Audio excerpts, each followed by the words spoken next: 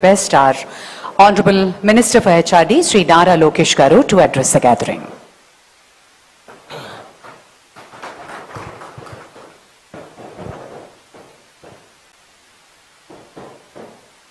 గౌరవ కేంద్ర ఆర్థిక శాఖ మంత్రులు నిర్మలా సీతారామన్ గారికి, గౌరవ ముఖ్యమంత్రి చంద్రబాబు నాయుడు గారికి, నాకు అన్న సమానమైన గౌరవ ఉప ముఖ్యమంత్రి పవన్ అన్న గారికి, పెమ్మసాని చంద్రశేఖర్ గారికి, కేశవ్ గారికి, నారాయణ గారికి, శ్రావణన్నకి, ఈ సమావేశానికి పెద్ద ఎత్తున తరలి వచ్చిన అమరావతి రైతులందరికీ పేరు పేరున నా హృదయపూర్వక నమస్కారాలు.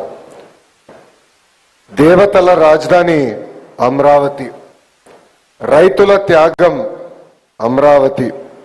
దేవతల రాజధానిని దయాలుగా విధ్వంసం చేయాలని ఆనాడు చూశారు. 3 రాజధానులని 3 ముక్కలాటలాడి కనీసం ఒక్క ఇటుక కూడా అయిన పరిస్థితి మనందరం చూసాం. కానీ ఒక్క వ్యక్తి నివసించడానికి 700 కోట్ల రూపాయలు ఖర్చు పెట్టి విశాఖపట్నంలో ప్యాలెస్ కడతాం కూడా ఆంధ్ర రాష్ట్ర ప్రజలు చూశారు. ఎన్ని కుట్రలు చేసినా, ఎన్ని ఇబ్బందులు పెట్టినా జై అమరావతి అనే నినాదంతో మనందరం కలిసికట్టుగా ముందరికెళ్ళాం. మనందరం చూసాం, చిన్న పిల్లల దగ్గర నుంచి 80 సంవత్సరాల వృద్ధి వరకు మనందరం ఒకే నినాదం, ఒకే రాష్ట్రం, ఒకే రాజధాని, జై అమరావతి అని ఆనాడు పెద్ద ఎత్తున మనందరం పోరాడం. జై అమరావతి అన్నందుకు రైతులపైన కేసులు పెట్టారు.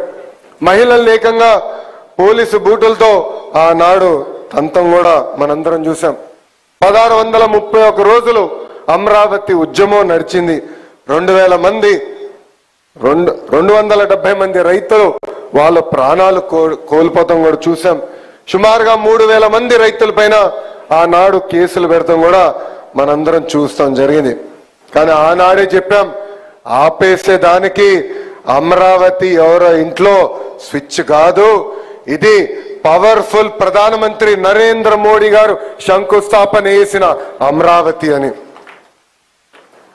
ముఖ్యమంత్రి గారు అడిగిన వెంటనే పెద్ద ఎత్తున రైతుల ముందరికి వచ్చి ఆనాడు 3 పంటలు పంటున్న భూముల్ని 5 కోట్ల ఆంధ్రుల కోసం రాజధాని ఏర్పాటు చేస్తాం కోసం మీరందరూ భూములు ఇస్తాం జరిగింది.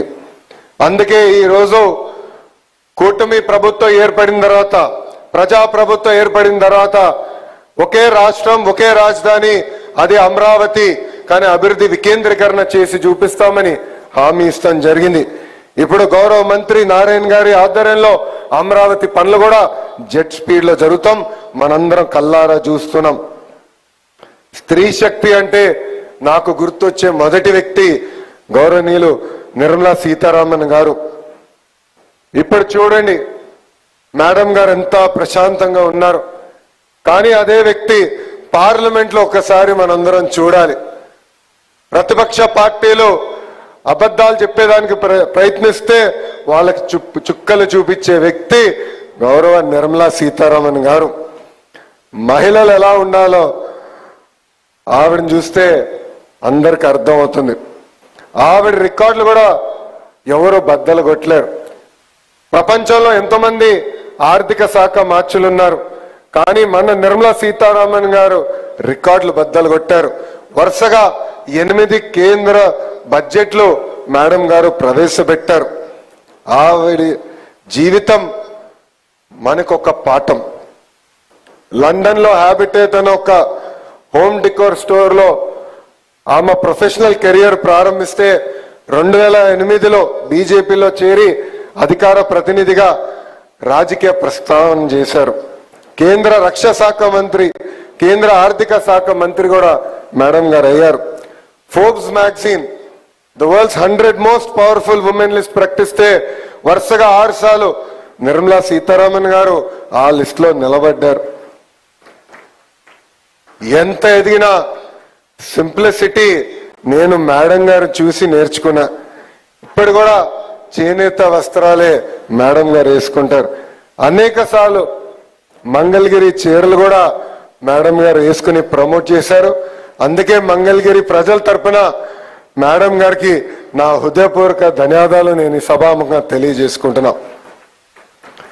పేద మధ్యతరగతి కుటుంబాలకి అండగా నిలబడాలని ఆనాడు గౌరవ ప్రధానమంత్రి నరేంద్ర మోడీ గారు జిఎస్టీ తగ్గిస్తున్నాం, జిఎస్టీ 2.0 తీసుకొస్తున్నాం అంటే స్మూత్ గా ఇబ్బంది లేకుండా అమలు చేశారు నిర్మలా సీతారామన్ గారు. అంతేకాదు ముఖ్యమంత్రి గారు ఎప్పుడు ఆంధ్ర రాష్ట్రానికి ఏ సహాయం కోరినా ఆంధ్ర రాష్ట్ర ప్రజలకి అండగా నిలబడి నడిపిస్తున్నారు గౌరవ మంత్రి నిర్మలా సీతారామన్ గారు. ప్రత్యేకంగా నేను 4 ఉదాహరణలు చెప్పాలనుకుంటున్నా. మొదటిది అమరావతి. ఆగిపోయిన అమరావతి పనులని సరైన దారిలో పెట్టి అవసరమైన ఆర్థిక వనరులు అందించారు నిర్మలా సీతారామన్ గారు. రెండోది పోలవరం ప్రాజెక్ట్.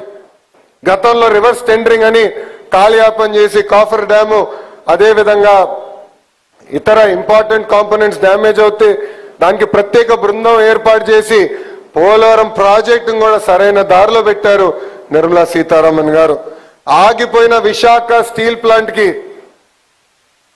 అర్ధరాత్రి 12ంటికి గౌరవ ముఖ్యమంత్రి గారితో మీటింగ్ పెట్టి నిధులు కేటాయిస్తే కాదు ఆ స్టీల్ ప్లాంట్ ను కూడా సరైన దారిలో పెట్టిన వ్యక్తి గౌరవ మంత్రి నిర్మలా సీతారామన్ గారు. ఈ రోజు ప్రపంచం మొత్తం విశాఖపట్నం వైపు చూస్తుంది. దానికి కారణం అతి పెద్ద డేటా సెంటర్ ఇన్వెస్ట్మెంట్. భారతదేశంలో అతి పెద్ద డేటా సెంటర్ ఇన్వెస్ట్మెంట్ గూగుల్ అక్కడ వస్తుంది. ఇప్పుడు అందరూ క్రెడిట్ తీసుకోవడానికి ప్రయత్నిస్తున్నారు.